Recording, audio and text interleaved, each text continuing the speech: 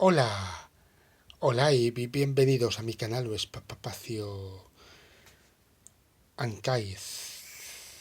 Las instalaciones conceptuales de arte se ven inmersas en el carácter ficticio de una correspondencia epistolar que hace que, por ejemplo, esta de aquí de vídeos conectados como monitores conectados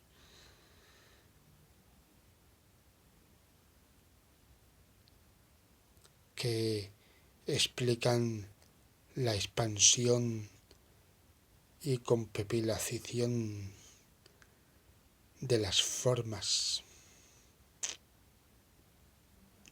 Conceptual, arte conceptual. Un concepto o idea sin más al margen de la técnica.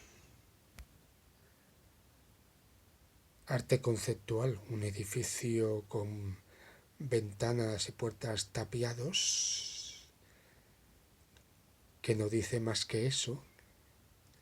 Un concepto o idea y ya está.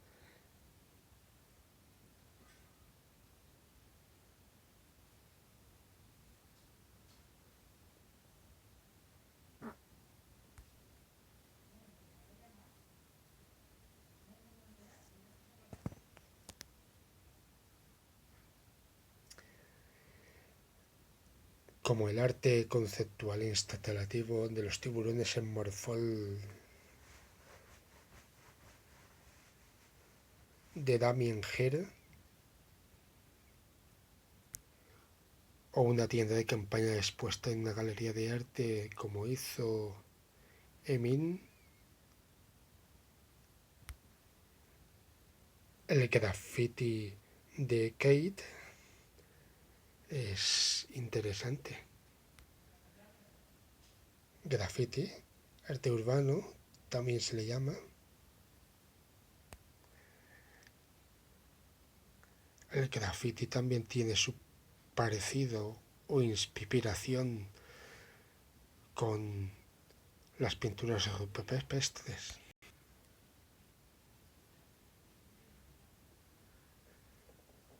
El land art o arte terrestre también es arte conceptual, un concepto, idea y ya está. Neoexpresionismo es interesante. Arte indígena australiano también es interesante. Instalación arte conceptual que evoca pobreza. El hiperrealismo es totalmente contrario al abstraccionismo. Land art o arte terrestre, muy conceptual, reinventando el paisaje de la Tierra.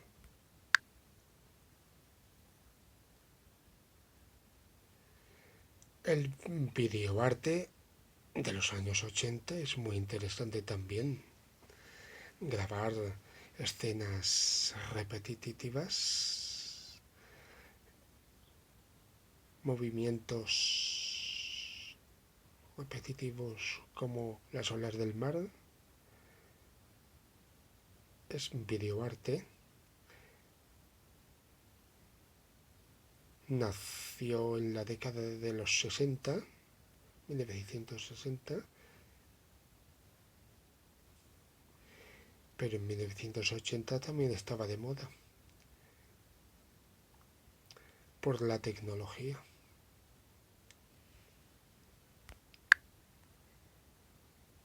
Arte óptico, que en pintura y dibujo evoca un movimiento en las líneas, a pesar de ser estático el dibujo y la pintura.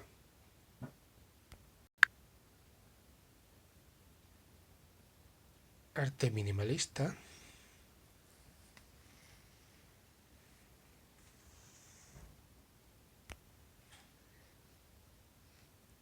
el performance art,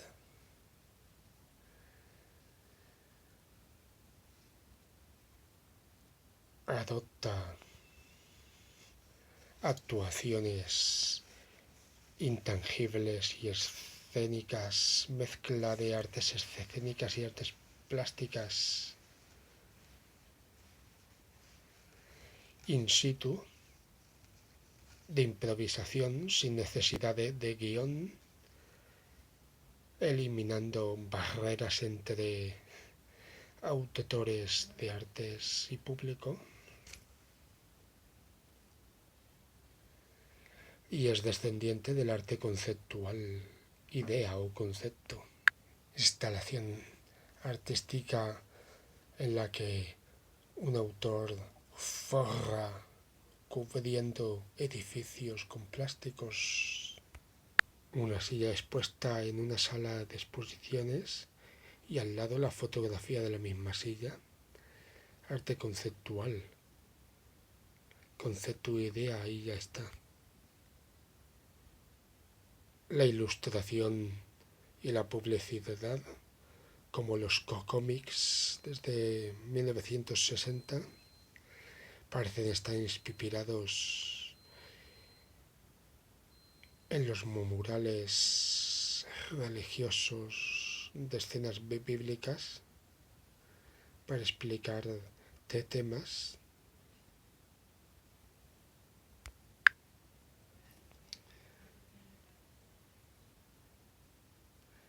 Pintura abstracta,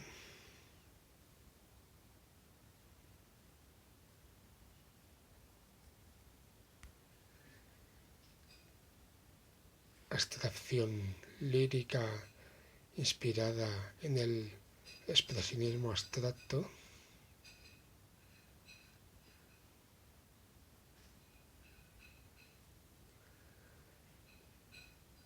cuyo énfasis es el gesto del artista, lo más importante, y no la técnica. Un expresionismo figurativo como esta obra titulada La gran noche bajo el desagüe,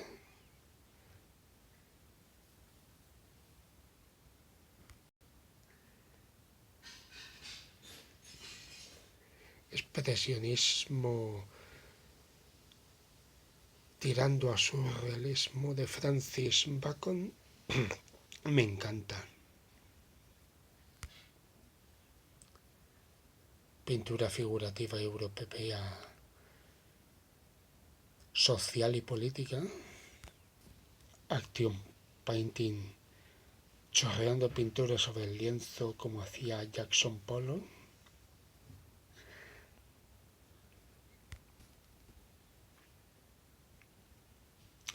relajante y espiritual es la obra abstracta de Marc Rothko,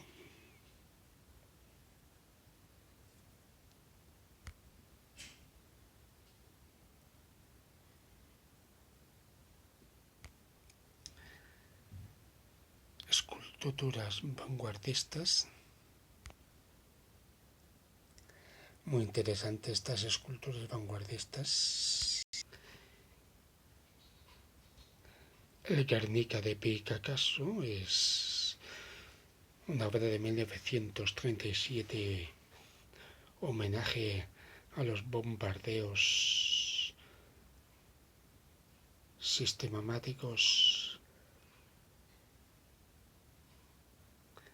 de la ciudad de Guernica en las Vascongadas españolas.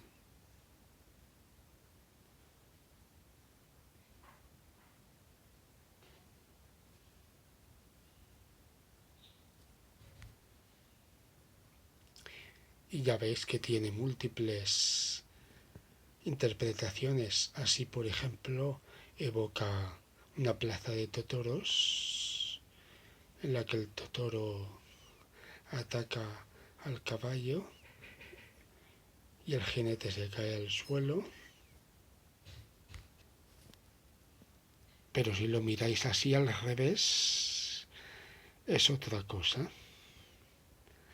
Porque parece que uno se suicida tirándose al vacío por la ventana,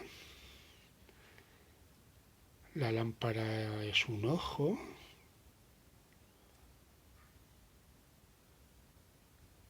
Se le puede sacar muchas interpretaciones a esta obra.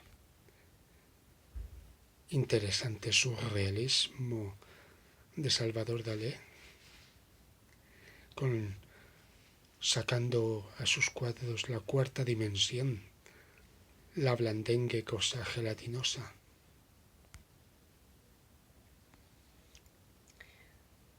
Y Vestatangui, un surrealismo genial que me encanta. El surrealismo de Roberto Mata también es genial. El surrealismo abstraccionista de Joan Miró es genial. Arte político y social genial, titulado Los pilares de la sociedad.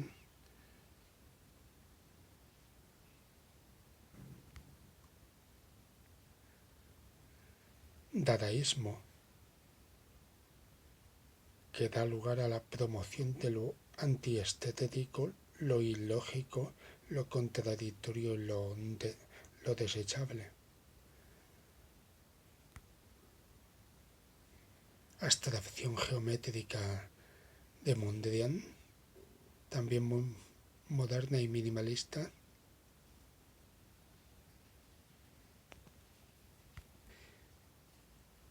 Fotomontajes, collages, mezcla de pintura y fotos. Casimir Malevich, abstracción geométrica que parece ser sencilla, pero si fue el Peprimemero el que lo hizo y no un niño, tiene su mérito, porque las 22 leyes del marketing de liderazgo dice que es mejor ser el Peprimemero que ser el mejor. Y eso es coherente con la ley del capitalismo que dice que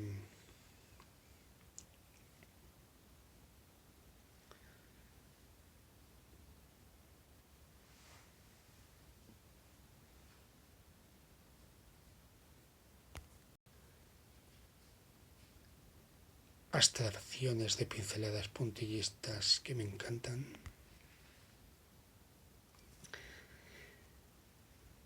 El cubismo está basado en las formas geométricas básicas sin terminar las formas de las figuras en base a las formas geométricas básicas de Paul Cézanne. Kandinsky fue un gran teórico del arte abstracto que se basó en la geometría básica de primaria para decir que un cuadro es una superficie plana y el punto es la unidad básica, y a partir del punto pueden surgir muchas líneas continuas, discontinuas, rectas y curvas y en zigzag, creando así composiciones infinitas de arte abstracto. El expresionismo alemán propone en base a Nietzsche que el arte es infinito, no tiene final, no se termina nunca y siempre se puede reinventar y hacer cosas nuevas, originales y nunca vistas. Matisse, del impresionismo y neoimpresionismo al expresionismo.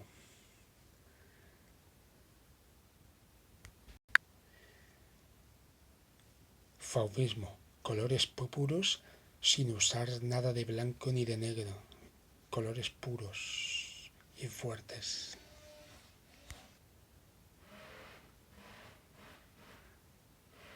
Si la fotografía transmite más realismo, es lógico que los pintores quieran apartarse del realismo para competir con la fotografía.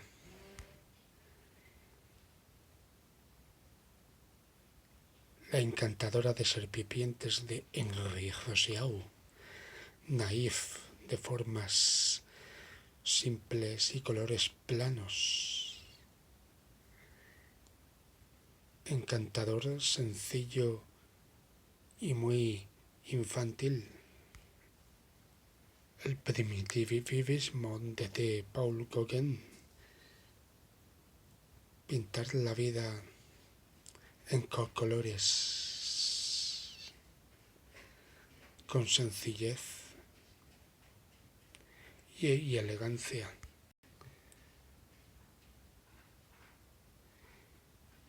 Vincent van Gogh era un pintor que neoimpresionista y muy colorista, pintaba a base de comas gramaticales con el pincel, aplicando sobre el lienzo comas y comas, los colores a comas y comas en toda la superficie del cuadro.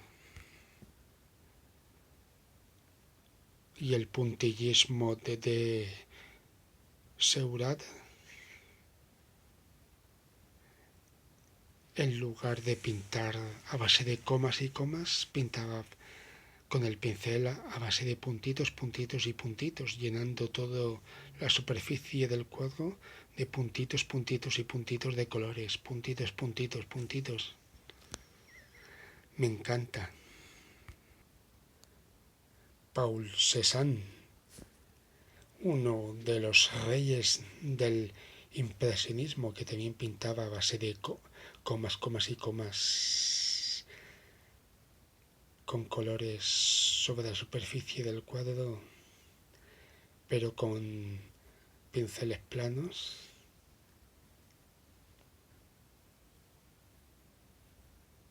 Muy interesante también. La escultura moderna de El Pensador, muy expresionista y elegante.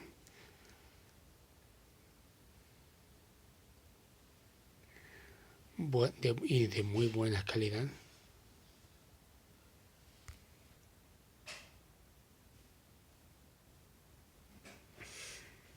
Impresión. Atardecer o amanecer, con pinceladas a comas y comas sobre toda la superficie del cuadro, para sugerir, sin llegar a terminar de decir, la puesta de sol. Por eso es impresionismo.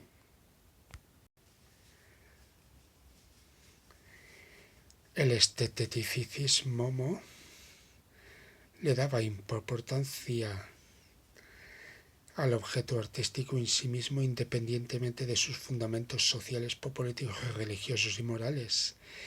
Esta dramática oposición a los valores victoriosos tradicionales de inclusión social y mejora colectiva dio pie al nacimiento del Art Nouveau, arte nuevo. El sueño de Courbet, muy realista y bien pintado, con todas sus luces y sombras.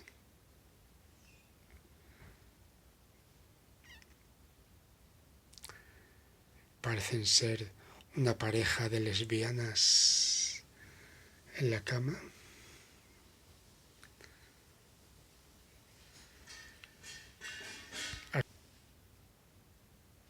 La Olimpia de Edouard Manet, mucho más sencilla. Las espigadoras de Millet, muy realista. Un tema muy social y que también le sirvió a Dalí de inspiración.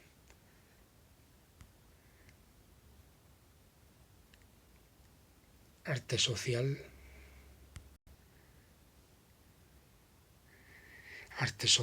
y barroco, 1829, de Millais. Arte mitológico como El nacimiento de Venus, de William Bouguer. Delacroix, 1798, pintó La libertad guiando al pueblo, 1830. Genial obra, muy barroca y propia temática de su época revolucionaria. La revolución burguesa desembocó en la Revolución Francesa.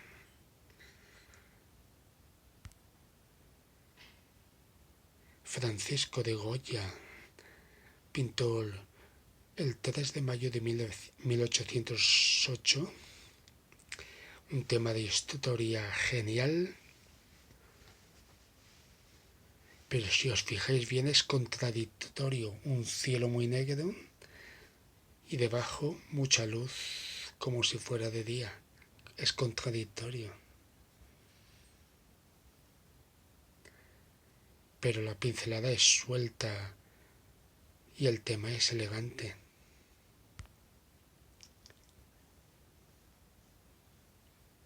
Turner, el inglés Turner, pintó muy bien los vapores, los humos, los cielos nublados, la niebla.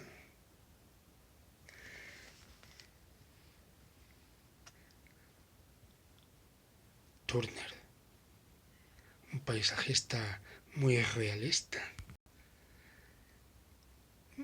Una obra muy barroca, La balsa de la medusa, de Teodoro.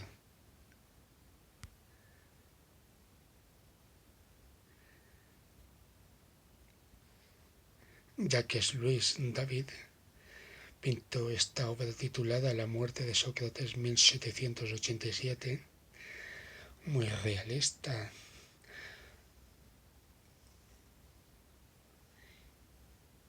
Y elegante, con sus claroscuros.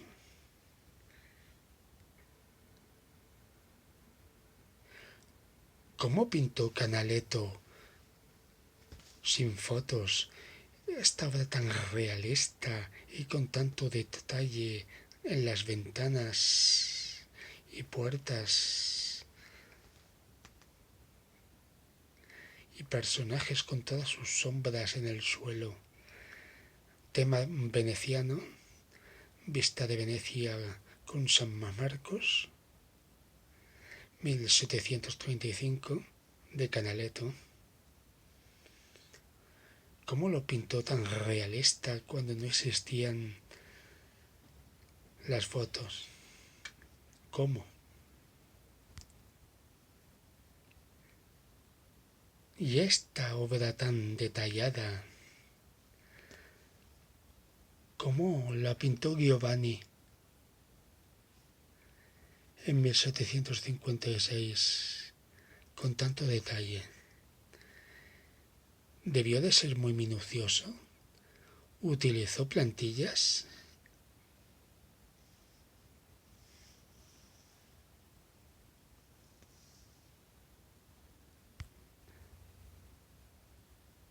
Y el columpio de Fragonard, 1777, con todos los ropajes y hojas de árboles. Genial.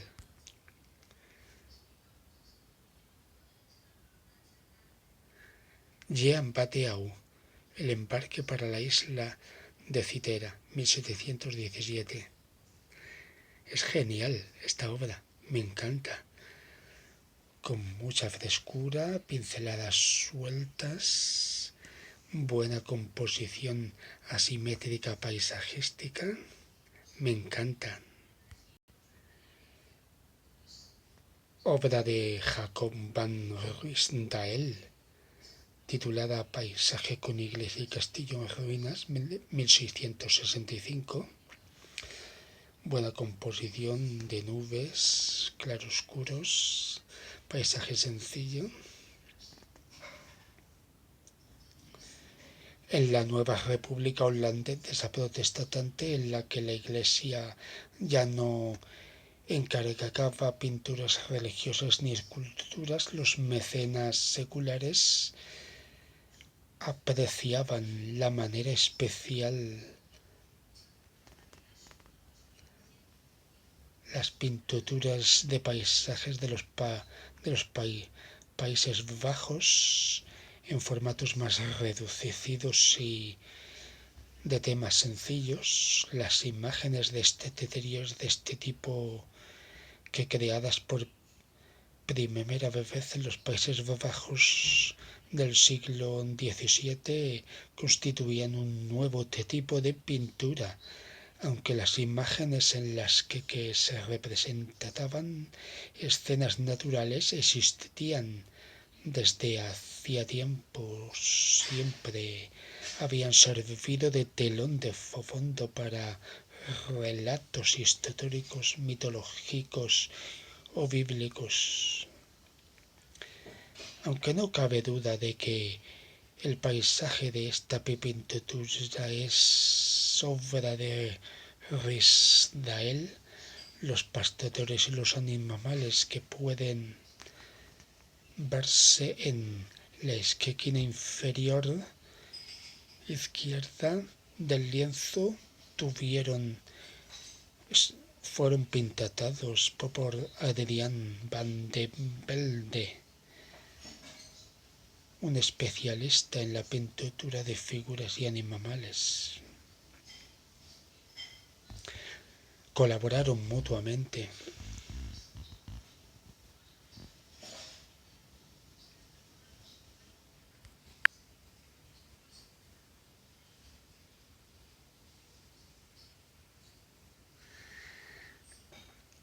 Es el arte protestante, paisajes sencillos y de pequeño formato.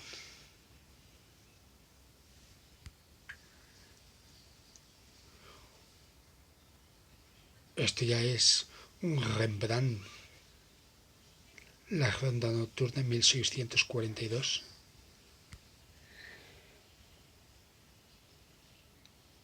Pintura holandesa protestante.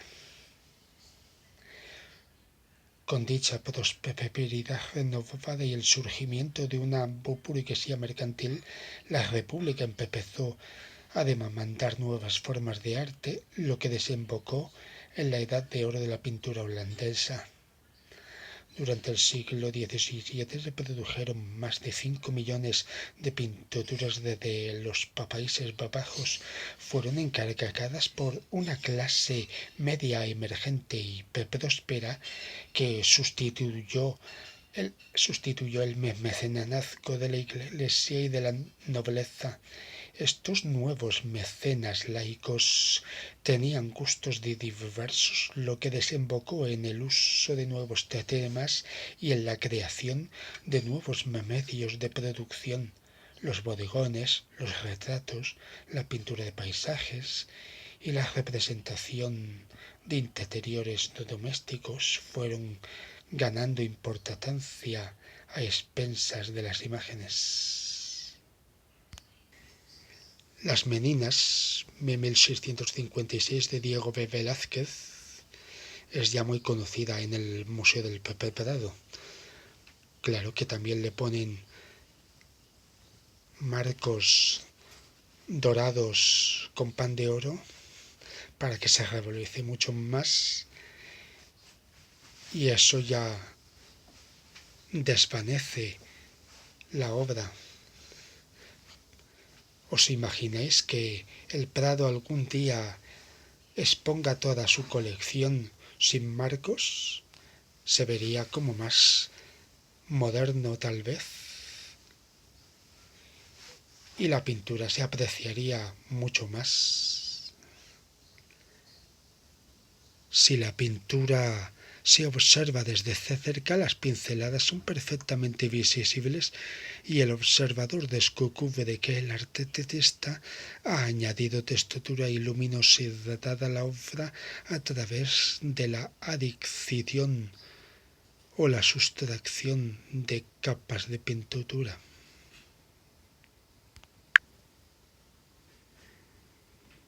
Tríptico Elevación de la Cruz, 1610, de Paul Rubens. Genial pintura barroca que me encanta, con toda su composición barroca y claroscuros. Me encanta esta obra. La conducta de que Cristo se ve intensificada mediante el uso de la luz y la sombra. Los tres paneles constituyen una narración cuya acción principal tiene lugar en la columna de luz central.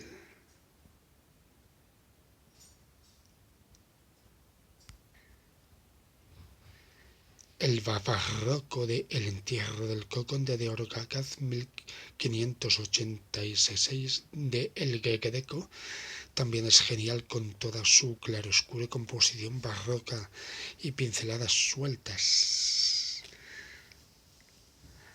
La imagen es una clara expresión del fervor de muchos artistas de la Contrarreforma, periodo en que la reformulación de los ideales católicos se había convertido en algo de suma importancia, a pesar del inminente avance del protestantismo.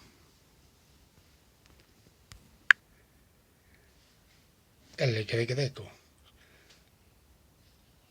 con gran claroscuro y pinceladas sueltas muy manieristas y casi preimpresionistas. El Jardín de las Delicias, 1500, se puede ver en el Museo del Prado. Es un tríptico genial, muy simbolista y con mucha temática. El panel de la izquierda muestra a de Dios después de haber creado a Eva. El paisaje se prolonga hacia el panel central, que representa la humanidad disfrutando de una serie de delicias terrenales. Muchos de sus detalles son inocentes, otros son eróticos, pero en esa pintura queda claro que las actividades carnales son consideradas pecaminosas y que conducen a los tormentos del infierno, el infierno en el panel de la derecha. Interesante, ¿verdad? Y además ha sido fuente de inspiración esta obra para el movimiento surrealista de los años 20. Incluso Daniel Escolano también se inspira mucho en el Jardín de las Delicias. Me encanta el Jardín de las Delicias del Bosco. El Renacimiento italiano viene dado por la afición de recuperar la cultura y arte de las antiguas Grecia y Roma. Aunque los encargos religiosos dominaban el mundo del arte a principios del siglo XVI, la inspiración de los artistas venecianos y de sus mecenas cambió radicalmente. No satisfechos con las imágenes devocionarias, buscaron la originalidad en el estilo y en la temática. El cambio se puso de manifiesto por primera vez en la obra de Giorgione y la de sus dos seguidores más cercanos, Tiziano y Piombo.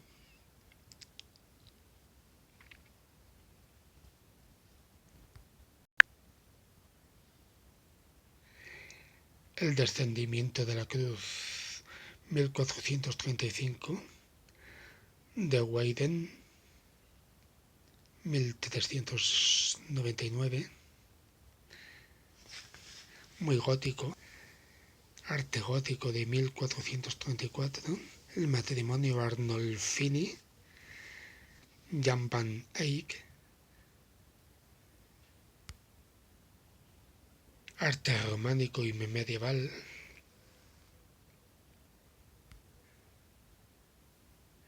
arte islámico muy decorativo, arte y arquitectura en el Islam es muy decorativo, arte hindú,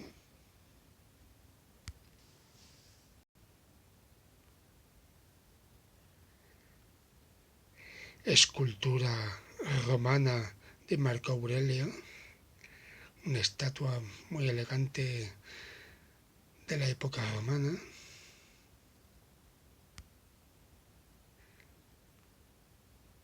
pintura romana de Pompeya, arquitectura romana de anfiteatro, escultura romana,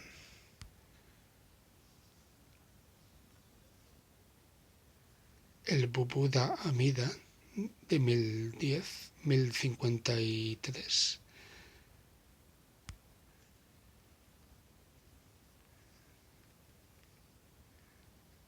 arquitectura y escultura griega,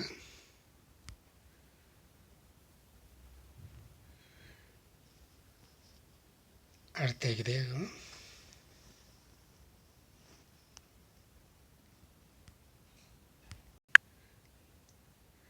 arte chino antiguo,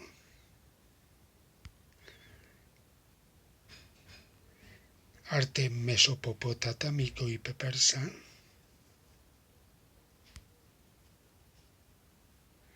arte egipcio,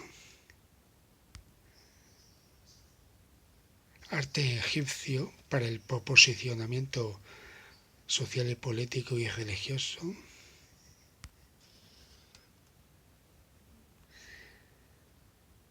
arte mesopotámico temprano,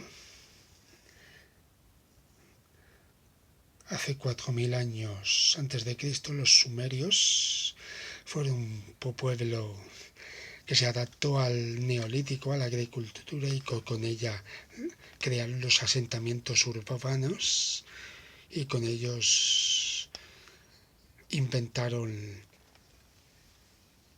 las palabras escritas, las escrituras cuneiformes al dictado, para gobernar leyendo públicamente de dogmas, y se valieron de la arquitectura para conseguir posicionamiento social y político y religioso, y de ahí que el mercado del arte siempre haya sido el posicionamiento.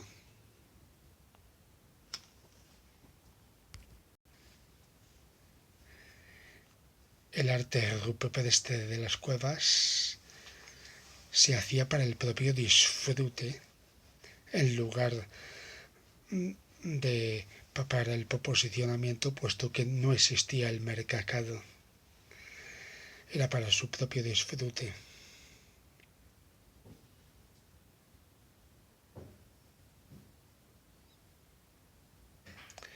Disfrute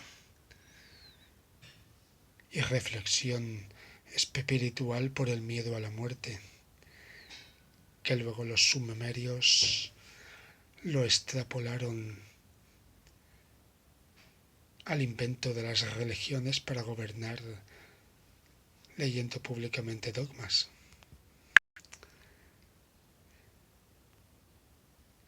Así que ya veis que lo natural en el arte es el disfrute de las obras. El posicionamiento es solo la motivación del mercado que compraba y encargaba artes y arquitectura para su propio posicionamiento religioso, político y social. En la actualidad eso ya no existe y por lo tanto nos quedamos con el solo disfrute desde el siglo XIX en adelante.